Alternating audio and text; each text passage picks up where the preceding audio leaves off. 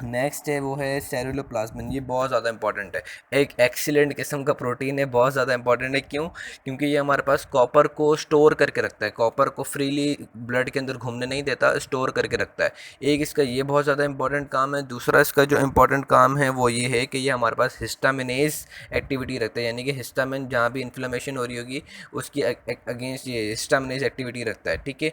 और साथ साथ इसका एक ये जैसे जो फंक्शन है वो है कि ये हमारे पास फेरिडो ऑक्सीडेज एक्टिविटी रखता है। यानी कि फेरिडो ऑक्सीडेज एक्टिविटी से मुराद ये है कि हमारे पास आयरन को Fe2+ से Fe3+ के अंदर कन्वर्ट करके रखता है।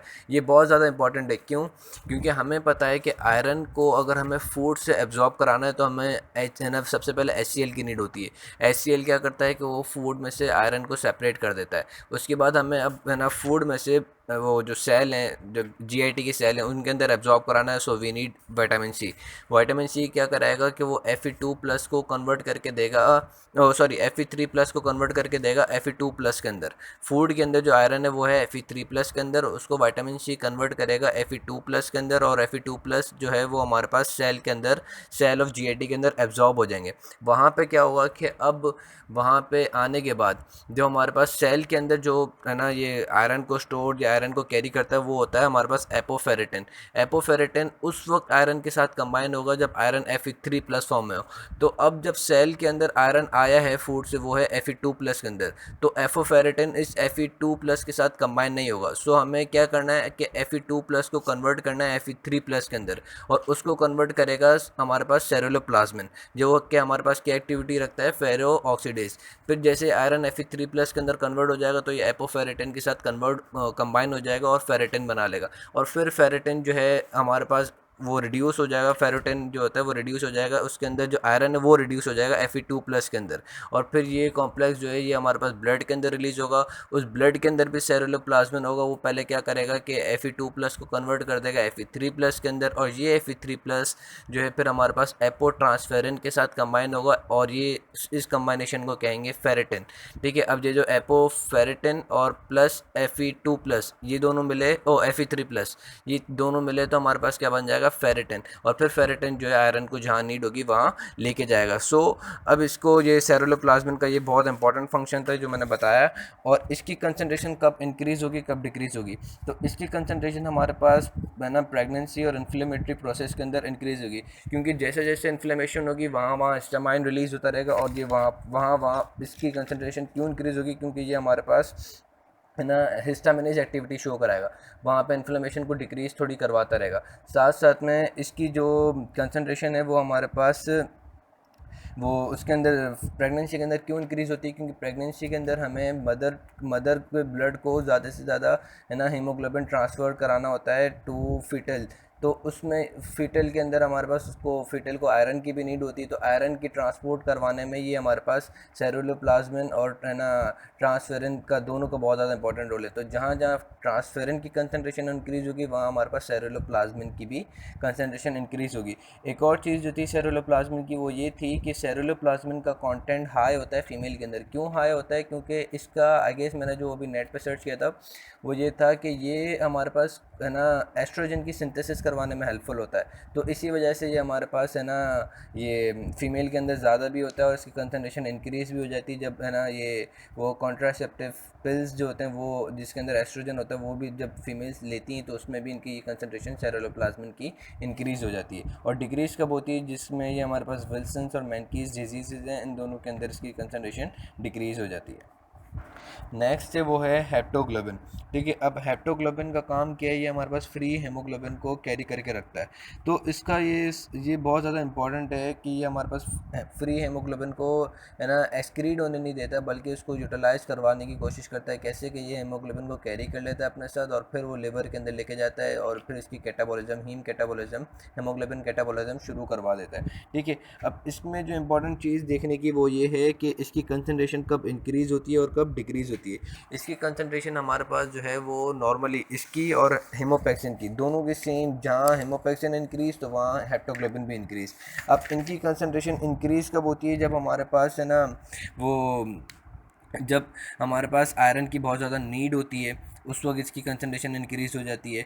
जब प्रेगनेंसी हो रही होती है मदर्स के अंदर तो उसमें इसकी कंसनट्रेशन इंक्रीज़ हो जाती है। अच्छा, इसकी कंसनट्रेशन डिक्रीज़ कब होती है? इसकी कंसनट्रेशन डिक्रीज़ वो जब होती है जब हमारे पास हीमोलाइटिक डिसऑर्डर्स होता है।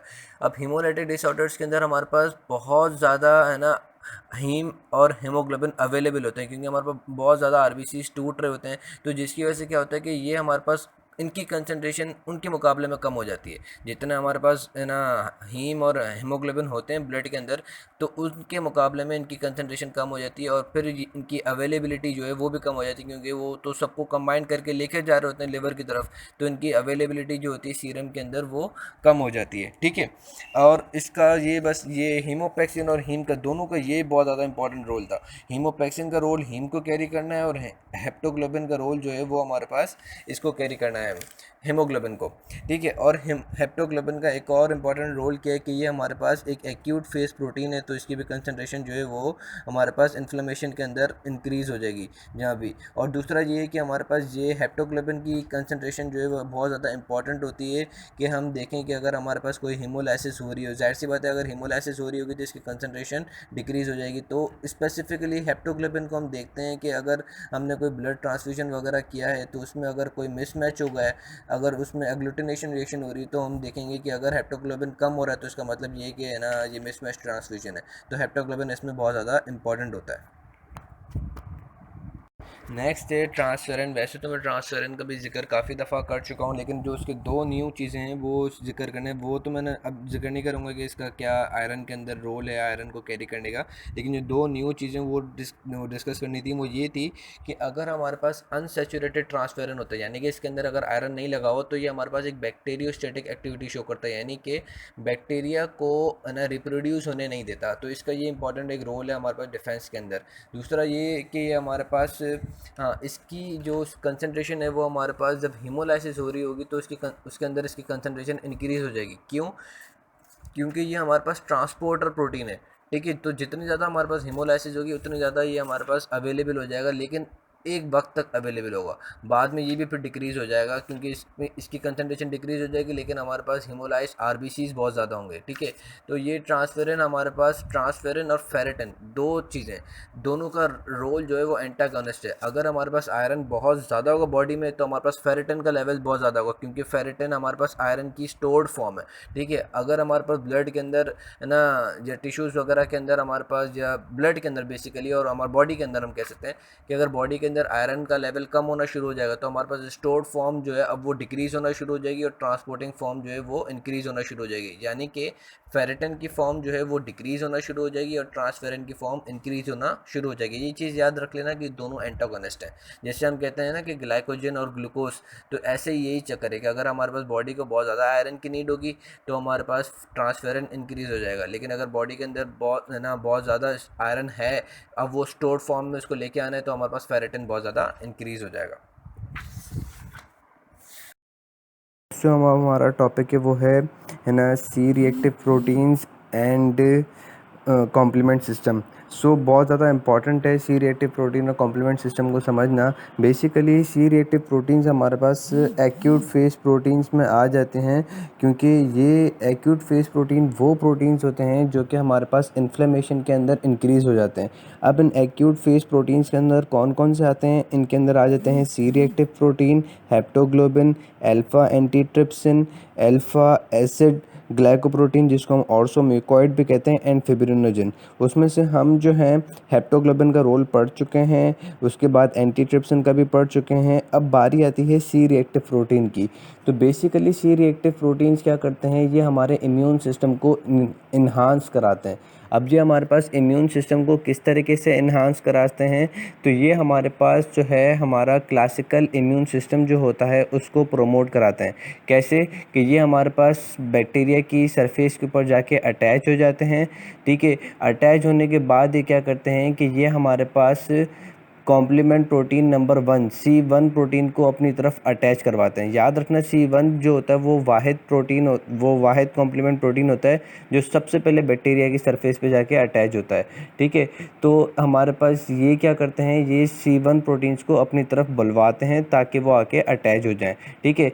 तो इसका ये जो एक्शन जो है, जो कि हमारे पास क्लासिकल पाथवे को शुरू करा रहा है, ये action which promotes classical pathway, this action is known as opsonisation. इस ऑप्सोनाइजेशन में कर क्या रहा है कि सी रिएक्टिव प्रोटीन जो है वो बैक्टीरिया की सरफेस पे जाके अटैच हो रहा है, जिससे वो क्या करता है, वो हमारे पास कॉम्प्लीमेंट प्रोटीन्स को अपनी तरफ अटैच करवाता है।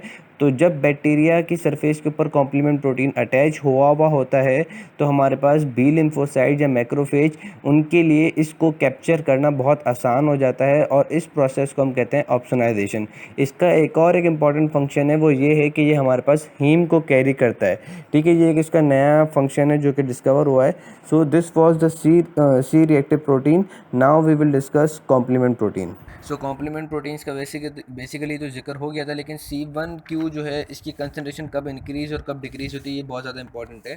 कि C1 की कंसनट्रेशन जो है ये हमारे पास उस वक्त डिक्रीज़ होगी जब हमारे पास ऑटो इम्यून सिस्टम बहुत ज़्यादा एक्टिवेट हो गया होगा, और उसमें क्या होगा कि हमारी एंटीबॉडीज़ ही जो हैं वो हमारे पास हमारे इम्यून सेल्फ के अगेंस्ट होना शुरू हो जाएंगी, और उसमें हमारे पास जब एंटीबॉडी एंटीजन कॉम्प्लेक्स बहुत ज़्यादा होंगे तो उसमें इसकी कंसनट्रेशन जो है वो कम होना शुरू हो जाएगी, ठीक है। क्योंकि ये इनकी कंसंट्रेशन इस वजह से कम होना शुरू हो जाएगी क्योंकि ये तो एंटीजन एंटीबॉडी को डिटरमाइन कर लेते हैं, उनके साथ अटैच होना शुरू हो जाते हैं, लेकिन एंटीजन एंटीबॉडी इतने सारे बन रहे होते हैं कि इसकी कंसंट्रेशन ऑटोमेटिकली डिक्रीज होना शुरू हो जाती है। लेकिन एक ऑटो इम्यून डिसऑर्डर ऐसा है, ये चीज़ याद रख लेना कि एक ऑटो इम्यून डिसऑर्डर ऐसा है जो कि हमारे पास कहलाता है र्यूमेटॉइड आर्थराइटिस। इसके अंदर क्या होता है कि हमारे पास इन्फ्लेमेशन ऑफ जॉइंट होना शुरू हो जाती है। तो जब भी जो भी हमारे पास एक्यूट फेज प्रोटीन्स होंगे वो हमारे पास र्यूमेटॉइड आर्थराइटिस के अंदर इंक्रीज़ हो जाएंगे। क्यों इंक्रीज़ हो जाएंगे? क्योंकि वो एक इन्फ्लेमेटरी कंडीशन है। जैसे मैंने बताया था कि एक्यूट फेज प्रोटीन जो है वो हमारे पास सिरोसिस ऑफ लिवर के अंदर इंक्रीज़ हो जाते हैं। क्यों? क्योंकि सिरोसिस ऑफ लिवर भी एक हमारे पास है ना इन्फ्लेमेटरी कंडीशन है। तो इसी तरीके से र्यूमेटॉइड आर्थराइटिस भी एक हमारे पास इन्फ्लेमेटरी कंडीशन है। तो इसके अंदर भी हमारे पास इसकी जो कंसनट्रेशन है इंक्रीज़ हो जाएगी, बाकी दूसरे ऑटो इम्यून डिसऑर्डर्स के अंदर इसकी कंसनट्रेशन डिक्रीज़ हो जाएगी। और बेसिकली कॉम्प्लीमेंट प्रोटीन्स जो हैं ये हमारे पास अटैच होते हैं विद IgM और IgG, क्योंकि IgM हमारे पास प्राइमरी इम्यून रिस्पॉन्स देती है और IgG जो होती है वो हमारे पास सेकेंडरी इम्यून रिस्पॉन्स देती है। तो ये जब देखते हैं कि अगर कोई IgG और IgM किसी एंटीजन के साथ लगे हुए हैं तो ये जाके फिर उनके है ना एंटीबॉडी के FC पार्ट के साथ अटैच हो जाती हैं और फिर उस बैक्टीरिया को है ना और डिस्ट्रॉय करती हैं, उसके फिर बाकी अपना ये कॉम्प्लीमेंट सिस्टम एक्टिवेट कर देती हैं।